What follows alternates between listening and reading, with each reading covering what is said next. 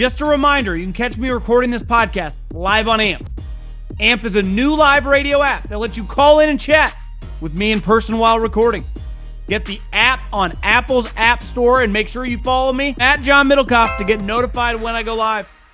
What is going on, everybody? John Middlekauff, 3 and Out podcast. Make sure you subscribe wherever you listen to podcasts, Apple, Spotify. If you're watching on YouTube, smash that like button, leave a comment, subscribe to the Volumes YouTube page. A lot of football stuff coming up. We got some quarterback topics from around the league, as well as could the Saudi Arabian government and the PIF ever invest in the National Football League? We'll dive into it all. But first, do you want to go to an NFL game? Do you live in Cincinnati? Do you want to go watch the next Ken Griffey Jr.? Just saw the guy got pulled up, hit a monstrous home run, ran from like first to third in 10 seconds. It was incredible. Home to third. You want to go to any sporting event. You want to go to any concert. I'm going to Morgan Wallen. He just said on Instagram, his voice is back. He can sing again. Well, guess how I do it? I go to my app store. I download the Gametime app. They're the official ticketing app of this podcast. They're the fastest growing ticketing app in America. And when you sign up, use the promo code JOHN. That's my name, John, and get $20 off.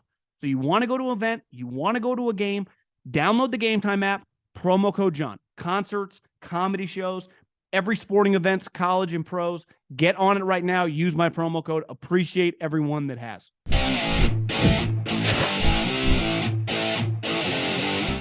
Let's start with some quarterback storylines. And one thing I always love in the NFL is like when old school coaches, and listen, this guy's an elite defensive coordinator. Vic Fangio was king of this. I'll never forget when the 49ers, they had been good for a couple years with Harbaugh, and they drafted Eric Reed in the first round. I think like pick 20, really, really high. Might have been the late teens. And through OTAs and even through early in training camp, Eric Reed was like running with the threes. And then when week 1 came around, he was the starting safety. And, you know, a lot of times with young quarterbacks, and I totally understand making a guy earn his stripes. You know, in the big leagues, in any professional environment, you can't just hand someone 21, 22, 23-year-old something. They have to earn it. But I also think in pro sports, like if I just work at Wells Fargo and I hire some guy at 23 years old to work in the corporate office, obviously he's not going to be in meetings with the CEO, right? But if I had paid that 23-year-old coming out of Harvard $30 million to be like the co-CEO, he's going to get to do some shit pretty immediately. And I saw that Bryce Young is now running with the ones. And I understand starting the offseason, it's like, just have Andy Dalton go out there with the ones, have this guy go out there with the twos. But this is not Trey Lance, a guy that played 1 season of college football, or Mitch Trubisky. This is not some guy like Anthony Richardson who's barely played, and even he could end up being the week 1 starter. This is a multi-year starter at Alabama. This guy has been operating in an NFL operation, an NFL program, as Nick Saban would say, with an NFL offensive coordinator, Bill O'Brien.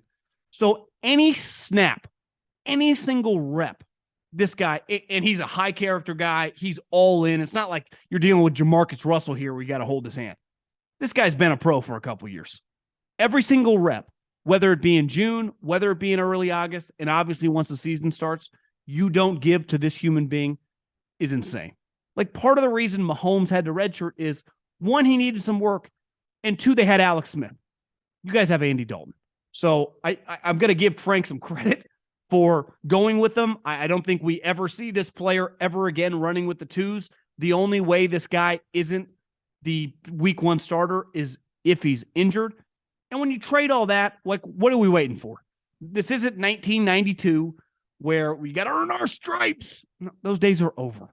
You're paying this guy a $30+ million signing bonus. He comes from probably the best college football program ever. I know they haven't won it the last couple years, but when you look over a 15-year period, Nick Saban is my version of John Wooden, and this guy's ready to roll. And everything Nick said about him, everyone that's been around this guy has said about him, just hand him the keys and let him drive. You know, this guy doesn't need a learner's permit. Now, it's the NFL. It's going to be different, but there probably isn't a guy, given he's played Georgia countless times, who isn't more ready to at least operate as a 21-year-old rookie. I saw this story coming out of Detroit that Dan Campbell said that Jared Goff is better now than he was when he was a Ram. And I think a lot of people's first reaction, like if you're not a Detroit Lion fan or a Rams fan, you're like, well, didn't he like take the Rams or help the Rams get to a Super Bowl and have a couple year stretch where they were winning a ton of games, winning the NFC West, going to the playoffs several years in a row? I say, yeah, it's true. I say the little bit of the difference is that defense was awesome and their run game was elite. And one thing I give the Detroit Lions a lot of credit for, because I can speak for myself. I've been in positions. I'm in one now where I feel very supported, like with the volume, people behind me, people have, this has been a team effort. We're all on the same page. We're all rooting for each other. We're all arm in arm. And I've been in positions in radio and in the NFL where management changed and the support was not there. Now, I'm glad it all worked out that I'm sitting here now. But at the time, it was like, this sucks. And when you don't have support and you work for people or work with people, it's easy to lose confidence. Like you're not born with confidence. And confidence is easy. It is, or once you have it, you feel invincible. But once you lose it, I don't care what you do, it's not always easy to get back. And at quarterback, think how many things are out of your control, right? You don't control the personnel around you, who's playing offensive line, who you're throwing to, who's your running back. You don't control who your offensive coordinator is, which is enormous in any level of football, whether it's high school or whether it's the pros. And you don't control kind of the city, the narrative, and just the elephant in the room. You play for the Detroit Lions. It's not easy. They are used to losing. And I think the Lions, starting with Dan Campbell and starting with the front office, have done an excellent job of supporting Jared Goff. Because when they got him, it felt like he was kind of a beaten dog. I've never had a rescue dog, but know several people that have. I'm around one now, even though she's just like a domesticated dog now. And, people will tell you when they get a rescue dog, depending on the situation, they can be very timid and can be very scared, right? Maybe they've been beaten, depending where they were previously. It wasn't pretty, right? And then after a while, you give them some tender, loving care. The dog just starts acting normal and gets very friendly and gets very social, right? But at first, you're just kind of timid. Anyone that's been fired or lost a job or been laid off, like it's a pretty low position, even if you didn't even want to be there anymore. And anytime that you get traded, and the way Jared Goff was traded, it wasn't just like, hey, listen, NFL, I got traded for Matt Stafford. He's a better player. He got traded as his head coach was talking shit about him constantly. Hell, Sean McVay, who, listen, impressive guy, has even had to come back after and like pseudo apologized. I was a little harsh because he was. And listen, there are probably things about Jared Goff that pissed you off, but like, hey, Sean, there's things he's not physically able to do. And I think one issue with Sean McVay, I think Josh McDaniels has this, and John Gruden definitely had this, is they're too fickle with players. Obviously some players are bad and they're not going to improve and you got to get rid of, but some guys ebb and flow. Some guys have some good games and they have some bad games. There is like a long view. Andy Reid's the best at this. I think Pete Carroll's really good at this. They're not like living and dying every single game, every single play with every single player. John Gruden turned on guys after one game. Can't coach this guy. Hunter Renfrow with the Raiders. It's like a year ago, Josh, you extend this player because he was a really good slot receiver. You really liked him. And now a year later, you've been trying to trade him. Like what happened? Happens with Sean McVay all the time. It's like, Sean, you just signed Allen Robinson. And then a year later, you can't get rid of him fast enough. Make up your fucking mind. Like you can't consistently operate like that and have sustained success. You have to be willing to like adapt to the player, go through some downtimes. And I think the Lions, and it's easy when you suck, but have just been very positive and have been very uplifting to a guy that needed a lot of confidence. Jared Goff has limitations. He is never going to be as talented as Herbert, as Mahomes, as Burrow, obviously as Josh Allen. He doesn't have their physical gifts, but he's pretty good. Like if Kirk Cousins can do what he's doing, Jared Goff sure as hell can do what he's doing, right? So I think the Lions know they actually have something pretty good who's on a relatively cheap contract for a starting quarterback in the NFL, and they deserve a lot of credit. And there's going to be a lot of pressure on them this year. It's going to start with that week 1 game against the Chiefs, but building up a guy's confidence. It is so key. Any parent that's listening to this right now, there's a difference of being unrealistic. Like, son, you're going to be the next Steph Curry. No, you're probably not. But like, son, you can do whatever you want. Like, and really, really push them in a positive way. The way I grew up, could be a little more negative, could be a little more negative reinforcement. But that's just, the baby boomers. They're a little different. And I think this generation, my generation of parent, is going to be very positive. Yeah, you have to do it realistically. It's like, son, you're the next Reggie White. It's like, bro, your kid's like 5'9", 200 pounds. Yeah, we're going to sell real estate, but we're going to do a hell of a job. We're going to be the number one real estate in our county. And I think the Lions, man, have done an awesome job with Jared Goff because he is good and you clearly can win games with him. And they got enough talent around him that I don't think it's just not unrealistic for them to win 10 plus games this year. Do you know that Angie's List is now Angie, your home for everything home? Listen, as someone who's been looking to buy a place and wants to do big projects once I do close on a house, I don't know where to start. Who am I going to contact? Angie can help you get the best price for your product. They have access to hundreds of thousands of pros, and they make it easy to research, compare, and hire pros to ensure the job is done well. And here's the other thing. The pros in their network are locally based. They have been rated and reviewed by others in your area who have actually used their service. In just a few taps in the Angie app or clicks on the website, you can have Angie tackle your home service project start to finish. How awesome does that sound? Here's the thing.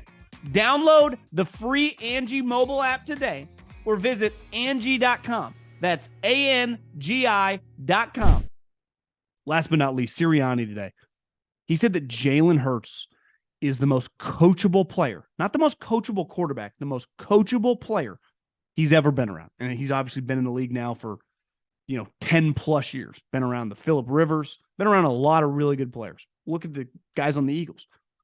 And I think it shows you, man, when you are willing to be pushed, I think it's whatever we do. Cause I think it's easy. You can sell cars, you can be a doctor, you can be a podcast host, think you know it all. Now, depending on it's easy when you're Jalen Hurts and you're listening to Nick Sirianni, or you're listening to Lincoln Riley, or you're listening to Nick Saban, like they have a lot of credibility. Not everyone talking to whoever's listening to this right now, trying to give them advice always has credibility. But I think sometimes like you can get realistic, good advice and just kind of not listen. And it's a quality a lot of us probably battle, right? Of being like, there's a difference between criticism and like, yeah, I should probably implement that into my daily life. Like that's pretty good advice. And Jalen Hurts, he shouldn't be as good as he is. He shouldn't have become a max quarterback in the NFL. But when you have his work ethic, his desire, his drive, and his willingness to be coached, you usually get the most out of yourself. I saw it with the Golden State Warriors, their star players, Steph Curry, Klay Thompson, Draymond Green. Steve Kerr has pushed them and pushed them and pushed them for a decade now, and they've accomplished a lot. Now, obviously, the three of them combined have a lot of talent, but they were willing to be coached. Greg Popovich talked that forever with Tim Duncan.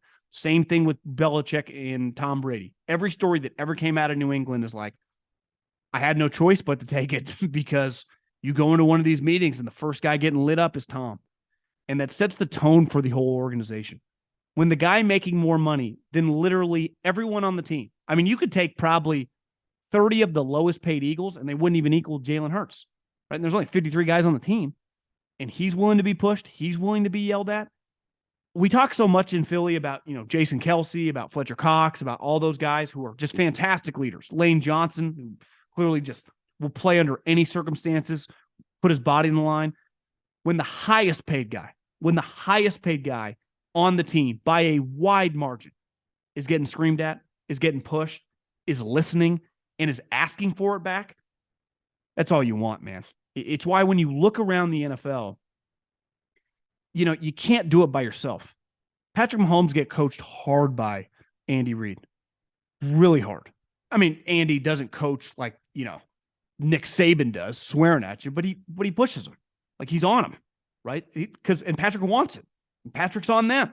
And it just, that gets the most out of yourself. Like part of like Michael Jordan. You watch that documentary? Like Phil Jackson was pushing buttons there, especially when Phil first came in. Right? Phil wasn't just like, Michael, do whatever the hell you want. It's not the way it works. Not the way it works in sports, man.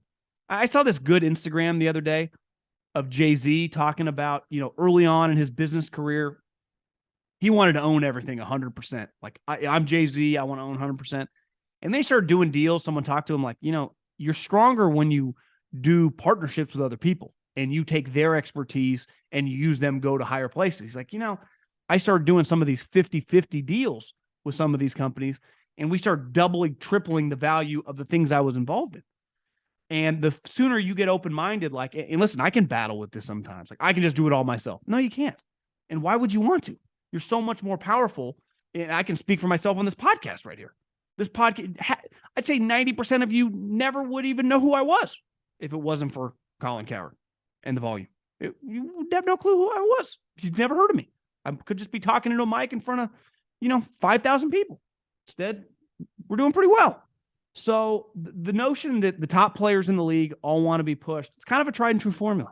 The league is full of high-level guys that are getting coached hard. And when you look at the top teams, like, how did Josh Allen become a star? Brian Daboll was in his ass every single day. And what happened when Brian Daboll left? It was like, is Ken Dorsey coached him as hard? Kind of had a down year for his standards, right? Part of being a star, if you want to go to war with Patrick Mahomes or Joe Burrow. Joe Burrow's clearly willing to be coached. And I think we can question, like, how great is his coach? I don't know. Time will tell. But I got a lot of respect for Jalen Hurts, man. And this is why I think in the NFL sometimes, and in drafts in general, when you try to evaluate guys and don't know the character stuff, good or bad, it's truly hard to put a stamp on a guy. It's why in the scouting community, you can be so confident when talking about a player because you know so much about the human. You have spent so much time getting to know the guy. Because ultimately, the guy is going to be the reason the guy maximizes his talent. Now, Josh Allen has more talent in his body than Jared Goff. But I'd say both of them are getting the max out. Why? Because they give you everything they got. They want to be pushed. They're open to listening, right? And clearly, Jalen, like, I don't think he's just blowing smoke up Jalen's, ass by saying that. I think he truly believes it because he lives it. Last but not least, there's so much going on with this LIV PGA Tour golf thing. And the golf is completely different than football. It's a niche sport. It doesn't even remotely have the audience of football, let alone like baseball or basketball. It's not nearly as big of a business as team sports. EPL, you go around the major, it's in a different world. It is ripe to be disrupted because in a niche sport that is a billion-dollar business, but it's quickly fragmented because it's very dependent on a small number of players. It's very dependent on a certain number of sponsors. It's complicated, right? It's why LIV was able to come in. LIV was funded by the Saudis, but to just create some chaos. And I'm not a big soccer guy. I'm sure many people listening that like, European soccer. I'm pretty sure that don't the Saudis own Man City? Didn't when they bought Man City, it was not in a great position. Having a lot of teams that they've invested in over in the European soccer leagues was because they were kind of down and out and they were ripe to take advantage of. They have so much money that when you are a little desperate, they can come in like a great white shark, right? It's why actually I think if they were smart, they would kind of sniff around Major League Baseball. The NBA, you see some of these people buying into the NBA, their wealth is so big that they don't really need anybody. It's weird. Like the NBA is not as strong as it probably has been at certain points in time in its, post Michael Jordan era, but it's still strong enough where some of the richest people in this country are willing to pay an ungodly amount of money to own these teams and don't care whether they are making NFL money or not. Now, when it comes to the NFL, one thing that is going to be fascinating with LIV and the PIF and the Saudis and the PGA Tour is it anti-competitive? Because once they control all of golf, it's impossible to start another league. You get destroyed. It's very anti-competitive, right? Well, do you ever turn on TV and see like the USFL or the XFL? Like there are other professional leagues. Now, I'm pretty sure the NFL is kind of financially invested in some, but regardless, like you can start another football league. You could start another little independent baseball league. You're not going to make any money, then you're going to fail, but it's not necessarily anti-competitive. The one thing the NFL really has, and I was thinking about it today, I love golf. And I like golf I love this story because a lot of you that aren't big golf fans care about it because it is fascinating. My mom called, my girlfriend's mom called. It's a story on Fox News, CNN, let alone all the sports channels, right? They broke the news on CNBC. They didn't break the news on the Golf Channel. It's a story that everyone's going to have an opinion on. One thing football really has going for it, one is it's the biggest cash cow in America when it comes to sports. And two, all their stories, or at least a lot of their stories, get that immediately, right? You could just ask someone like, how about the Raiders in Vegas? And then you can just start having a conversation like, who would have thought there'd be an NFL team and just start talking about relocation. Like, could the NFL go to London? And you can just have a realistic conversation with someone at a bar who might not even be a football fan. It's like, why do we have two teams in LA? We're just talking like locations, let alone Tom Brady or Aaron Rodgers. And if you just bring up Aaron Rodgers, do you know what could come up? Not like Aaron Rodgers. How about his back-to-back MVPs? Like, that might be a conversation. Or how the Packers going to be without him. Or immediately comes up like, God, how about the vaccine stuff? Or Jesus, sat in a dark room, right? Or damn, was he really going to retire? Like, the elements of the drama, and this is why football is the number one television show in America. It has every fucking element that you want. It's got all the casual drama, the big money, the succession type stuff, the sales of the teams, the moving of the teams, to the niche, like how teams are playing certain defenses, right? How this player, I saw some quotes today from coming out of Seattle. Tyler Lockett says that Jackson Smith-Njigba is going to be a phenomenal player. DK just went on like a 2-paragraph rant about how good the guy is. So it has like really in-depth stuff on certain players, on certain schemes, on certain coaches. It just kind of got it all. I mean, I saw today a clip from my guy Field Yates, Andy Reid, just talking about the different food items at the White House when they went. He actually gave this pretty good description of French toast, grilled cheese ham sandwich that he said had some powdered sugar on the top. It sounds like it shouldn't work, but when you really think about it, I could see it kind of working. I think the NFL, and I've said this forever, it's not going to stay on top our entire lives. That's just not the way the world works. Things ebb and they flow. But for the foreseeable future, when it comes to financially, they're pretty insulated. They really are. Because of the television money, because of the owner wealth that's been created this last decade plus, and from the club that they don't really need anybody else. They really don't. And the reason golf was ripe to be taken advantage of is because they kind of needed some help. They got out in front of their skis. They were never going to be able to compete with the Saudis making these crazy elevated events. There's not the support. There's not enough people watching. The sponsors can't double their investments. It does not pencil. But it has to pencil because there's no way for them to keep their top stars if they can't pay them what the Saudis can pay. Right? Eventually, the dam opens back up. Right? Like, why do they own some of these soccer teams? Because they're fucking going broke. Like, if you told me the Oakland A's were sold to someone with the Saudis and they moved into Vegas, like, I could see that. And who would want that business? Pretty risky. Not a guaranteed moneymaker. Maybe they wouldn't care. They just want to get their hands dirty. The NBA, probably closer to the NFL in terms there's enough super rich people lined up that they can insulate their business, well enough. Now, for the foreseeable future, who knows? You never know. I think I saw a quote from Adam Silver that said, I think he pushed back on the notion because clearly a lot of people are asking, like, are they going to get involved in some of the major team sports? And I think it's inevitable they're going to try. They're just slowly, surely moving their way in. It's definitely something to keep an eye on.